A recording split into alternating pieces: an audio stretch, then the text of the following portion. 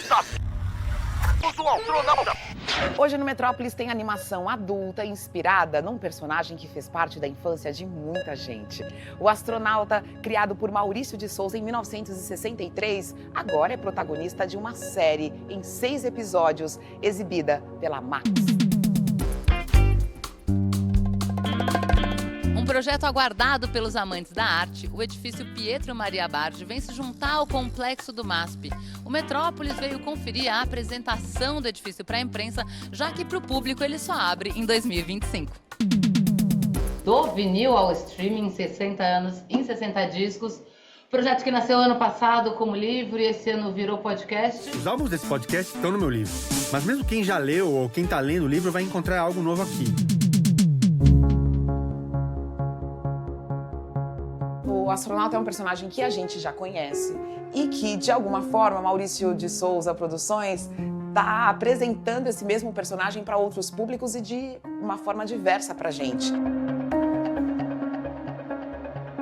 O astronauta é um personagem do Maurício, um dos primeiros personagens do Maurício. Ele tem o formato dele, o bolinha, o original, que a gente chama. Pra quem lembra, né, que o astronauta era um personagem pequenininho, redondinho e tal, fofinho, né? Nas histórias originais do Maurício, ele recebeu primeiro o traje, bolinha, e depois ele se conectou com a nave, quando ele teve um contato com o povo alienígena da Lua.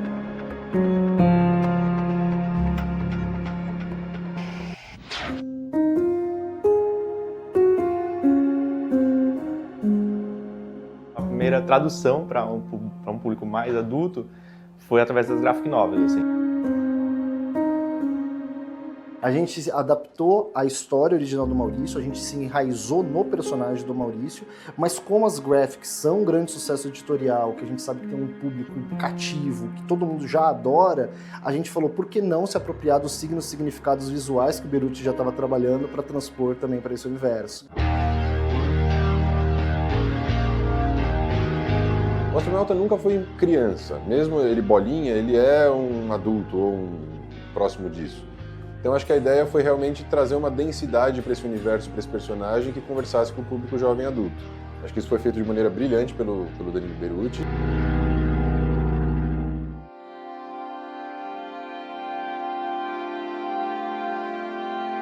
A gente fez algumas concessões ali também no visual, no traje, mas especialmente eu acredito que no que está em torno dos personagens, né? Os ambientes e tal. Então parte dessa tradução, né, para o público mais velho se deu através das cores, né? A gente trabalhar mais na penumbra.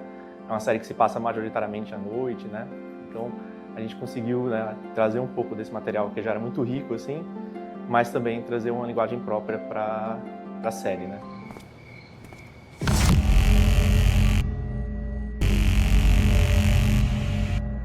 Astronauta se trata de uma missão lunar que deu errado, e daí eles têm que resgatar o Pereira, trazer de volta o Pereira. A gente nunca se deparou com uma situação como essa, senhor. A gente precisa embarcar naquele foguete. Tem uma conexão com o passado dele, tem uma conexão com o passado da humanidade, então tem bastante mistério, tem bastante suspense. Consegue lembrar do que aconteceu com você? E do seu nome?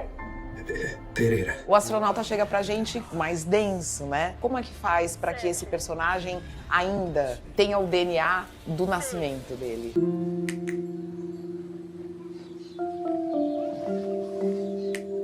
Oi, Mônica. Todos os personagens do Maurício, eles já passaram por fases diferentes. O astronauta foi para esse universo mais denso, independente dele não ter uma idade diferente. Mas eu acho que o grande desafio e o trabalho que a gente faz muito bem aqui dentro é manter a essência dos personagens. O que eu tô tentando dizer é... Desculpa. Um médico aqui, por favor! A gente tem fazendo o Pereira e a Ritinha, 2 grandes atores, né? Ator e atriz. Não é todo dia que alguém é abduzido e volta com uma roupa alienígena pra casa pra se tornar o grande astronauta da Brasa. Foi um presente que a HBO trouxe pra gente, né? Porque abertamente falando, a gente não tinha orçamento para um Star Talent desse cacife, mas o projeto circulou tão bem internamente, eles estavam apostando tão forte no projeto que eles falaram, não, deixa que a gente vai resolver isso, a gente vai trazer quem vocês acharem mais interessante para o projeto. E surgiu esses 2 nomes, medalhões do audiovisual brasileiro, e foi uma surpresa muito, muito boa. O apagão de proporções devastadoras que atingiu o Brasil e outros países da América Latina segue em diversos estados e regiões. E tem o Brasil sendo ali um protagonista na corrida espacial em tecnologia de ponta. Isso é bom ver. O Brasil é o melhor personagem. Aguardando autorização para o início da contagem regressiva. 5, isso que você quer. 4, 3, 2, 1. Eles estão lá em cima.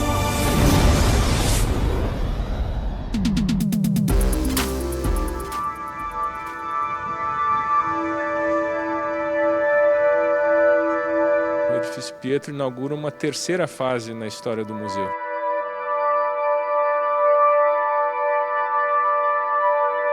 O MASP começou na sede dos Diários Associados, na década de 40, ocupando um andar.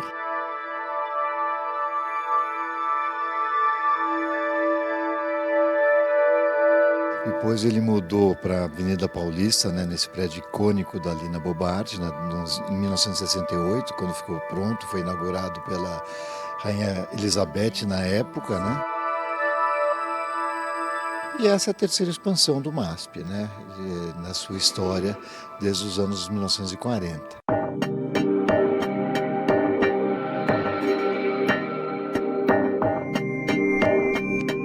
O prédio Pietro Maria Bardi tem 14 andares, dos quais 5 serão dedicados totalmente a receber as exposições aqui do MASP.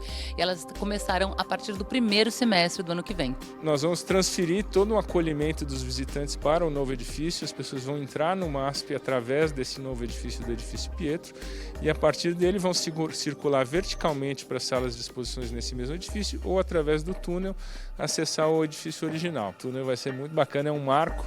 É um dos poucos túneis privados construídos este século em São Paulo. Túnel debaixo da Avenida Paulista, ninguém imaginava que ia ser possível construir um túnel na Paulista. Ele está entre a calçada e o metrô. Tudo aqui é completamente inventado. O forro a gente inventou, o piso a gente inventou, a fachada a gente inventou. Então tem um pouco uma genealogia de você criar coisas que também tem a ver com o universo das artes, mas remete muito ao que a Lina sempre fez nos projetos dela, que é sempre invenção, invenção.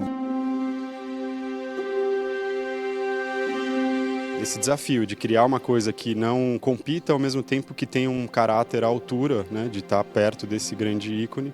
E esse foi sempre o nosso ponto de partida e o ponto de referência onde a gente voltava toda hora para poder ir afinando o projeto.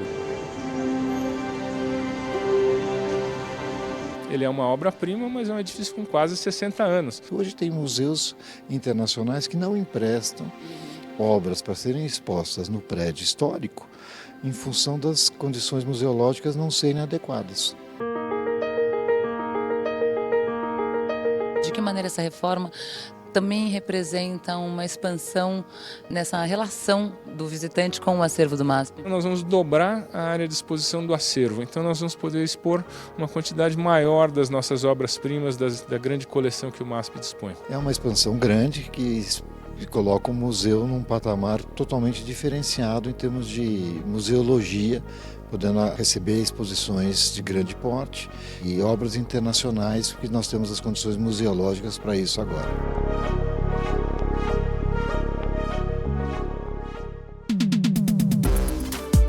Olá, meu nome é Daniel Sete. Eu sou o autor do livro do Vinil ao Streaming, 60 anos e 60 discos, publicado em 2023 pela Autêntica Editora. Eu estou muito feliz de anunciar que o livro virou podcast.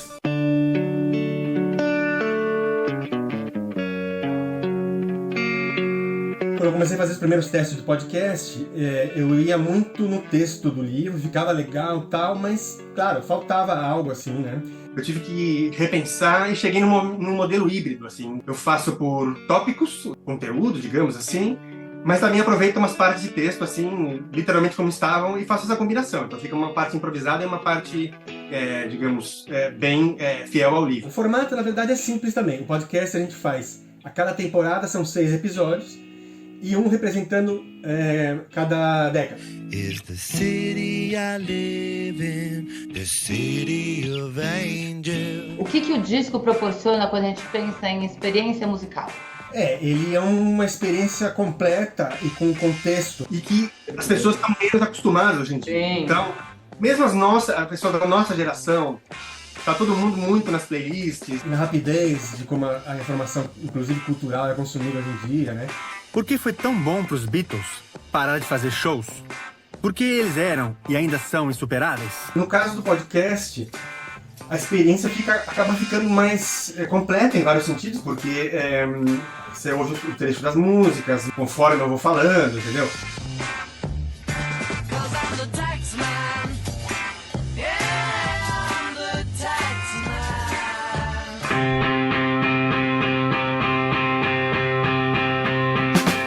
O que faz com que um álbum seja escolhido para essa seleção? Aí tem a grande tortura, né, digamos assim. Imagino! Que é selecionar os 10. É um recorte das últimas 6 décadas. Aí eu falei assim, vamos fazer um levantamento igualitário, 10 álbuns por década. Então tem os representantes, sabe assim?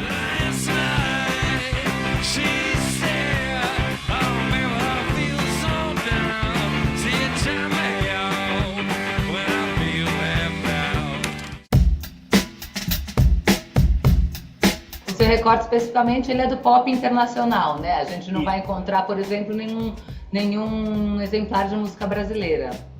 Não. Uma questão de critério, de fechar um ângulo assim. Eu acho que a música brasileira é um universo à parte.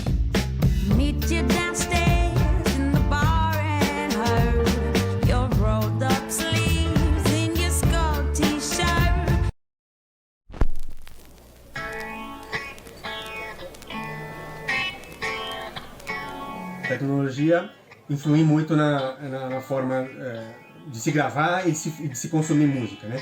Por isso que chama do vinil ao streaming, porque tem essa evolução ao longo das décadas. A gente cada vez mais vai ter que explicar para as novas gerações por que os álbuns já foram importantes. O que era um álbum? Como uma troca de vocalista pode ter dado tão certo? Heavy metal tem lugar nas paradas de sucesso? O que explica o amor infinito que o Brasil e grande parte do planeta tem pelo Iron Maiden? Temos o podcast, temos o primeiro livro e temos o segundo livro, né? Já está confirmado, vai sair o volume 2 do Ai, que legal! Ano que vem, pela mesma editora que lançou o primeiro, que é a Autêntica. E eu já comecei a adaptar para roteiros do podcast álbuns inéditos para os leitores.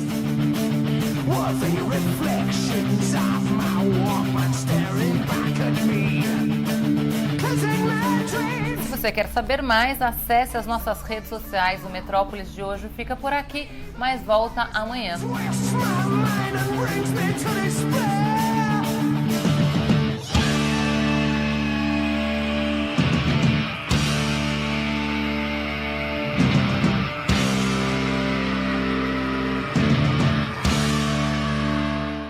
Para você ficar ligado em tudo o que acontece no programa Metrópolis, é só se inscrever no nosso canal.